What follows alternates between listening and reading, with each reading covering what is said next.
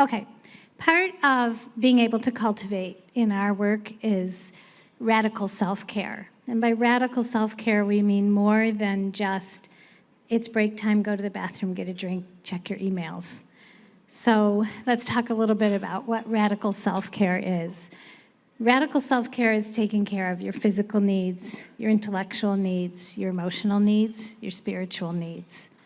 There's a link in the agenda to some tools to help you learn more about self-care if you feel you need that.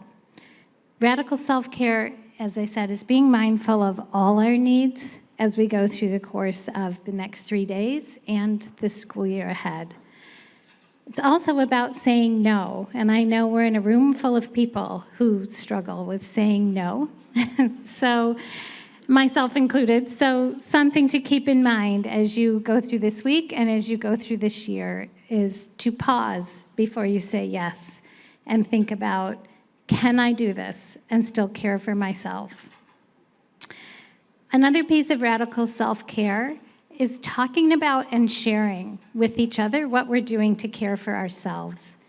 Our work is not embedded in the outside world, and that can make it hard to sustain when we're not taking care of ourselves and sharing with each other what we do to take care of ourselves. By sharing, we're keeping that importance of self-care front and center.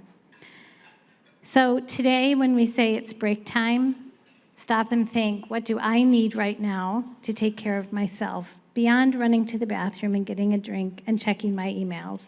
If you need to go for a walk, if you need to just step outside and close your eyes, if you need to listen to a favorite song, if you've contributed to our network playlist, think about, what was the song I contributed? Why did I contribute it? How does it fill me up?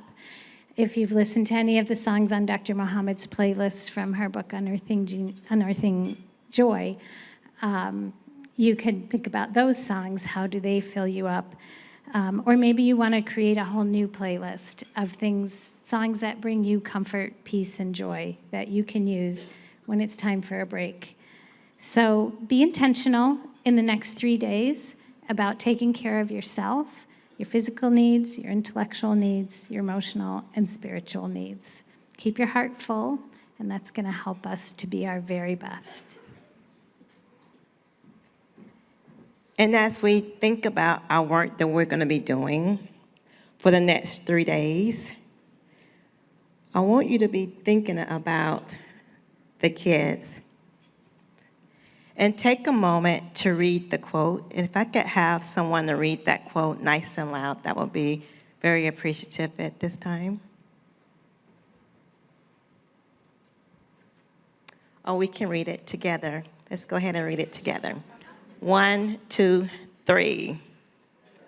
If a flower calls for the work for the educator, the one who is nurturing the flower to grow, it calls for us to cultivate, which is a social action and responsibility. We are the ones who care for the flowers.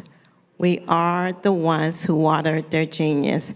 And that is from Dr. Goldie's book, Unearthing Joy.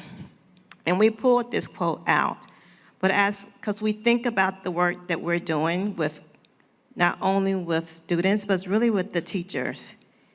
When we're in the environment with teachers, we have to cultivate their genius as well. Nurture that environment for the children. And that means sometimes bringing our authentic selves into that space, that teachers can be vulnerable. We can let down our mask, that we don't have to do everything perfect. As I'm reading the book, Unearthing Joy, I'm also listening to the book, The Gift of Imperfection by Brené Brown. As I think about this upcoming year, these are the things that I want to cultivate. I want to cultivate compassion, that when I was in the classroom, I didn't always get it right. I want to make sure that I'm making those connections with teachers, that they can be vulnerable and bring their authentic selves without being ashamed. And lastly, It's going to take courage. So when I take a look at what we said that we wanted to do as a network, to disrupt, to interrupt, to uproot, it's going to take courage to speak out when we see it. When we hear deficit talk, it's going to take courage. So those are the things that I'm going to cultivate this year: compassion, connection, and courage. I want you to think about, what do you want to cultivate these next 3 days that's going to bring you up through the school year?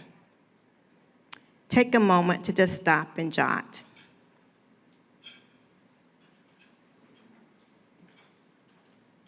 We have those notebooks.